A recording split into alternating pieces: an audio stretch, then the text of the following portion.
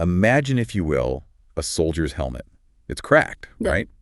But not from a bullet, not from shrapnel, not from an enemy's blow. Okay. It's fractured from within. What kind of internal pressure, what sort of profound self-inflicted wound could cause that? That's really the mystery we're digging into today.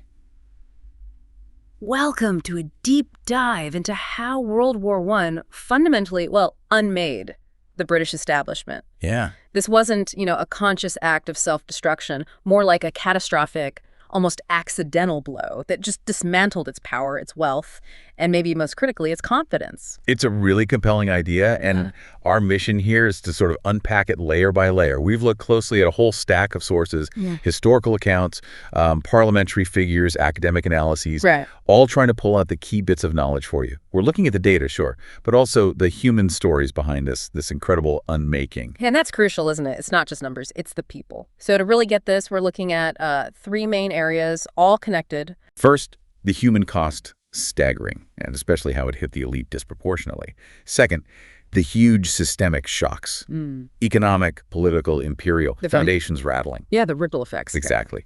And finally, the deep cultural and psychological trauma that really redefined the nation. So with that image of the cracked helmet, where do we start with quantifying this cost? Well, to get the self-inflicted part, you first have to face the sheer scale of the bloodletting. The numbers are, they're almost impossible to really comprehend even now. We're talking about what? Around 880,000 British forces killed? Yeah. It's just a demographic earthquake. It is. And the intensity of the killing, horrific, doesn't really cover it. Like the Somme. Exactly. Take the first day of the Somme. July 1st, 1916, the British Army had 57,470 casualties. In one day. One day. And 19,240 of those were killed. Now, to give you some perspective on that, that single day's death toll, it was 3 times greater than the total number of British forces killed in all combat operations between the end of World War II and 2011. 3 times. My God. Just compressed into a few hours. Into a single brutal sunrise. It's mind-boggling. Just gut-wrenching. And that immediate loss, that demographic hit, it must have had huge long-term effects. No, absolutely. Think about the social fabric. The 1921 census showed 109 women for every 100 men. 109. Yeah. That wasn't just a statistic. It was a whole generation of women facing, spinsterhood, changed family structures, different roles. It echoed for decades. And it wasn't just Britain itself, right? The empire was involved. Massively. India alone. Almost 1.5 million volunteer soldiers and non-combatants. Around 50,000 Indians killed. This was a global conflict with a truly global human cost. But this is where it gets really core to the idea we're exploring, isn't it? It wasn't just the numbers, but who was doing. The sources really argue that the Anglo-Saxons establishment was hit disproportionately hard. This is a key point. The officer death rate was 17%, compared to 12% for enlisted men. Now, that alone sort of pushes back against the simple lions led by donkeys idea. Right, the idea that generals were safe in chateau. Exactly. And it wasn't just junior officers. Even generals were vulnerable. 78 British officers of brigadier general rank or higher were killed. 78 generals. Yes. That's an 18% fatality rate for that specific group. These weren't just staff officers miles behind the lines. That really does challenge the narrative. So the leadership was sacrificing. What about the public schools? The places that produce these officers? Hit incredibly hard. The overall fatality rate for public school alumni who served was over 18%. Nearly 1 in 5. Yes. Eton lost 11,157 former pupils. That's 20% of the Etonians who served. Winchester, Rugby, Harrow, all over 20% fatalities for their serving alumni. King Edward VII School in Lytham hit a staggering 32.4%. 32%. Just devastating. Why? Why were they dying at such higher rates? Well, a lot of it comes down to the cultural ethos, the whole noblesse oblige thing. Privilege means responsibility. Precisely. Public schools drilled that in. So on the battlefield, junior officers were culturally expected to physically lead the charge over the top. Literally lead from the front. Yes. Putting themselves in the most exposed, most dangerous positions. Heroic, maybe, in a different era, but absolutely lethal in industrial trench warfare. And the personal impact on the establishment must have been huge. You mentioned families. Oh, right to the top. The prime minister during the war, Herbert Asquith, lost his eldest son, Raymond, brilliant scholar, heir apparent. Mm-hmm. Andrew Bonar-Law, who became PM later, lost 2 sons. Anthony Eden, future PM, lost 2 brothers, another badly wounded. These weren't just casualties then. They were the next generation of leaders. Exactly, the designated heirs. So it wasn't just personal grief, profound as that was. It was a systemic blow to the future leadership pool of the entire country. It really makes you think, doesn't it? What happens when you lose a whole cohort of groomed leaders, of talent like that? How does it affect your ability to face the next crisis? It's a sobering question, a void not just in families, but in parliament, in business, in the civil service. And that's something to keep in mind as we move to the next part. How these human losses fed into the huge systemic shocks. That human cost is just incredibly stark. But it wasn't only lives, was it? The war also shook the very foundations of British power economically, politically, imperially. What were those big systemic changes? Let's start with the money, the economic side. Okay. Before the war in 1914, Britain's basically the world's bank, right? London's the financial center, huge overseas investments. Yeah. You'd think that was rock solid. It seemed unshakable, but it evaporated incredibly quickly.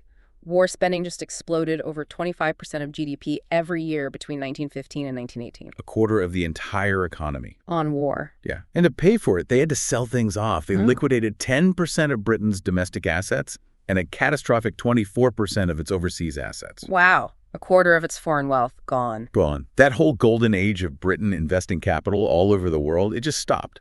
Irreversibly. And the power shifted, didn't it? Massively. The financial center of gravity just moved across the Atlantic. From London to New York. Exactly.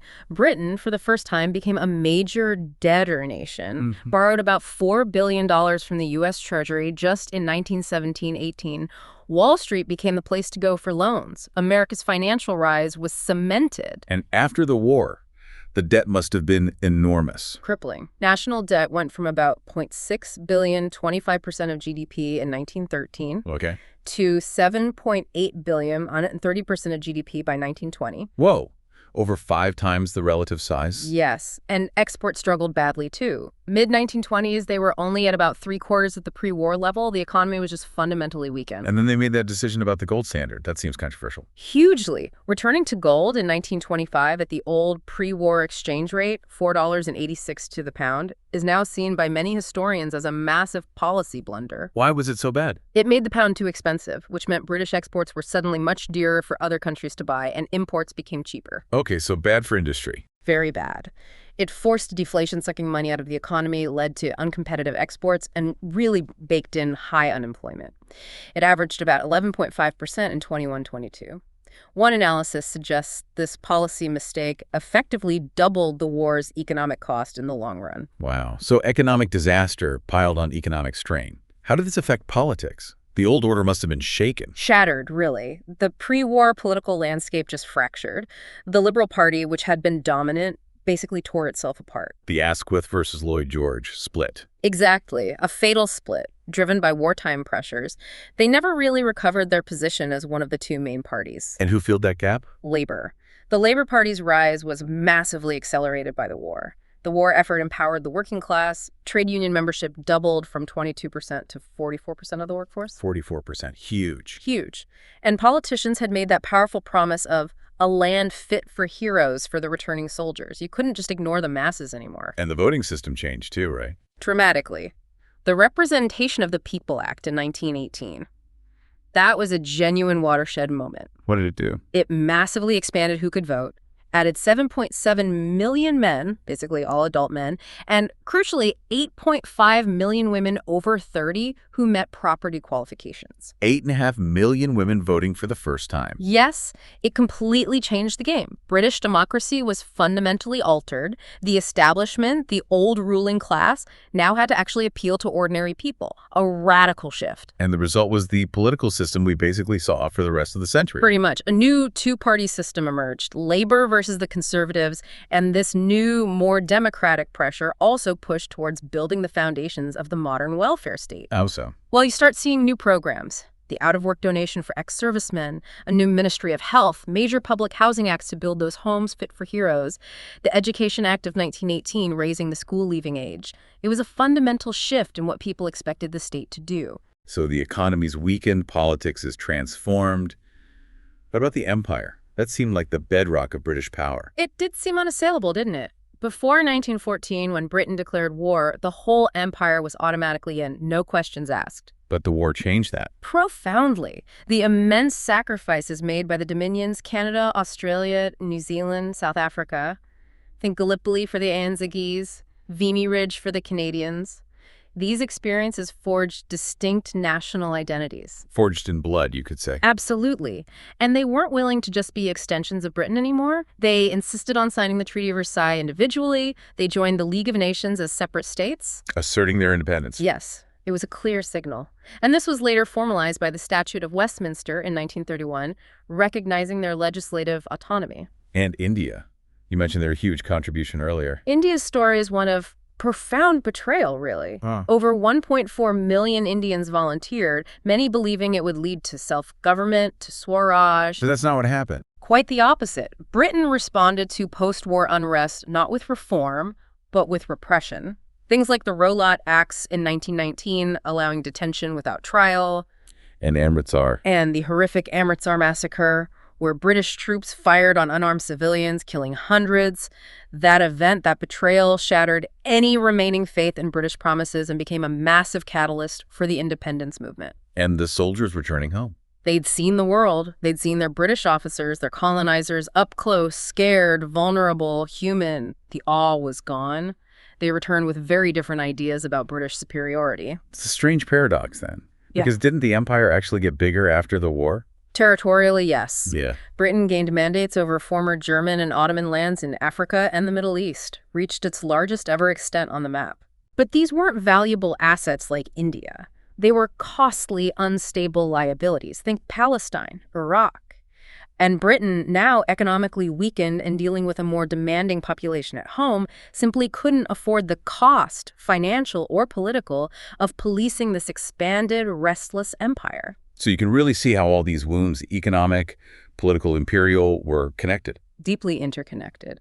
Mutually reinforcing, it created a kind of vicious cycle. The nation's broke, so it can't afford the empire. Right. The population's been through hell and has the vote. So they prioritize needs at home, jobs, housing, health, over paying for troops in Baghdad or dealing with unrest in India. You can see the old establishment losing its grip on all fronts. Right. These shifts didn't just change Britain, did they? They reshaped the whole world order for the 20th century. Absolutely. A cycle of decline the old pre-war order just couldn't break out of. Okay, let's move to that final piece, part 3.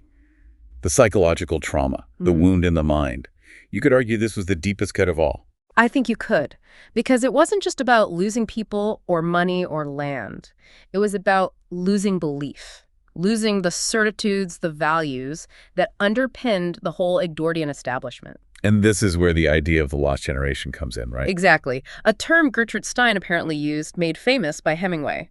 In Britain, it had that double meaning. The ones physically lost in the trenches. And the sort of spiritual lostness of the survivors. They came back to a world where the old ideals, king, country, glory, sacrifice, felt hollow, even like lies after what they'd seen. You can really see that shift in the war poetry, can't you? Oh, definitely. You start with someone like Rupert Brooke. The soldier, if I should die, think only this of me. That romantic vision of noble sacrifice. Exactly. Brooke himself died early, didn't see the worst of it, and became this sort of icon of patriotic martyrdom. His poems were even used in propaganda. But then came the poets who were in the trenches. Right. And their vision was utterly different. Siegfried Sassoon writing these savage, bitter, satirical attacks on the generals, the politicians, the jingoism back home. And Wilfred Owen. And Owen, who stated so plainly, "My subject is war and the pity of war." His poem, Duce et decorum est. It describes a gas attack in horrifying detail. I remember from school. And ends by calling that old Latin tag from Horace, "It is sweet and fitting to die for one's country, simply." The old lie. Chilling. And the power of that critique. It came from within the establishment. Sassoon, Owen. These were officers, educated men, often decorated for bravery. They were using the very literary skills their privileged upbringing gave them to dismantle the values of their parents' generation. It's like a cultural patricide almost. That's a good way to put it, hollowing out the establishment's moral authority from the inside. Did you see similar things in art? Absolutely. Before the war, you had movements like Vorticism in Britain, celebrating the machine, dynamism, energy. Right, a kind of techno-optimism. But the war turned that upside down. The machine wasn't a symbol of progress anymore. It was the machine gun, the tank, the gas canister instruments of horrifying impersonal slaughter. So how did artists respond? Look at someone like Paul Nash. He was an official war artist. He said his job was to be a messenger from the man who suffers to the man who enjoys. A messenger from the trenches. Yes. And his paintings, like We Are Making a New World, they show these blasted, ruined landscapes, shell craters, shattered trees like skeletons. It's utter desolation, physical and spiritual. The abandoned helmet often appears, a symbol of absence, of death. That sounds incredibly bleak. Did art offer any hope? Well, the sheer irrationality of the war definitely fed into movements like Dada rejecting logic entirely and Surrealism exploring the subconscious, dreams, nightmares. Trying to make sense of the senseless. Maybe. But interestingly, you also saw a kind of return to order in some art, a move back towards classical forms, almost a craving for stability after the chaos. So, a real uncertainty. A culture unsure of where to go next. Exactly. A culture that had lost its bearings, profoundly shaken, struggling to find meaning in a world turned upside down. And the biggest psychological casualty, maybe, was that old Edwardian self-confidence, that sense of effortless superiority. Without a doubt. That unquestioning belief in Britain's mission, its values, its destiny, it just evaporated for many, especially the educated elite. The defining moment, the symbol of this shift, has to be that Oxford Union debate. The one in 1933. That's the one, February 9th, 1933. The motion was that this House will in no circumstances fight for its king and country. And it passed. It passed by 275 votes to 153. Now, you have to be careful not to overinterpret it. It was complex, tied up with pacifism, disillusionment with the Treaty of Versailles, fear of another war. But still, the symbolism. The symbolism was immense. Here was the training ground for future prime ministers, future leaders, voting against fighting for king and country. It showed just how deeply disillusioned that generation, or at least a very vocal part of it, had become with the old patriotic imperialistic values, the appetite for empire, for military adventures. It was largely gone among that elite. It's important to add that nuance, though, isn't it? The lost generation idea. Yeah. It wasn't everyone's experience. No, absolutely not. It was largely an elite, or at least a literary and intellectual construct. Many working-class soldiers came back with immense pride in their service, in their regiment, a sense of comradeship. Their perspective wasn't necessarily Sassoon's or Owen's bleak despair. I might have felt they fought for different, perhaps more concrete reasons. Exactly. But the loss of faith among that highly educated elite, the ones who wrote the books, debated in Parliament, shaped opinion, that was incredibly consequential for the establishment's future authority and confidence. It raises that question again. Yeah. What happens when a generation's own children become its sharpest critics, using the tools they inherited to pick apart the world they were meant to lead? A profound internal critique. So let's try and pull all these threads together. Back to our main idea. The self-inflicted wound. Right. The argument is that the British establishment, at its absolute peak of power, basically caused its own decline through the act of entering and fighting World War I. Not deliberate suicide. No conscious intent to destroy itself, no. But in the process of winning the war, it sacrificed the very things that made it strong. It sacrificed its heirs, the human cost. It sacrificed its wealth, the economic hemorrhage. And it sacrificed its authority, both political and moral, the systemic shocks and the psychological trauma. We've traced those three wounds, haven't we? The democratic hit, especially to the elite, the systemic crises in the economy, politics, and the empire. And that deep wound in the mind, the collapse of confidence. And they're all interconnected, feeding off each other. The Great War, then, didn't just kill a generation of young men. It sort of erased the world they were born into. It erased the certainties they were raised with. Leaving behind this hollowed-out structure, a diminished global role, a profound crisis of confidence that really lingered for decades. The establishment survived, yes, but as a shadow of its former self. Wounded, perhaps fatally, by a blow it inflicted upon itself. It really is a provocative thought to end on, isn't it? When you look around today at global politics, at national identity debates, how much are we still seeing the echoes of that unmaking of the British establishment? What are the long-term, maybe unintended consequences when you go all in to defend what you think are your greatest strengths and end up undermining them from within? Something for you, the listener, to think about.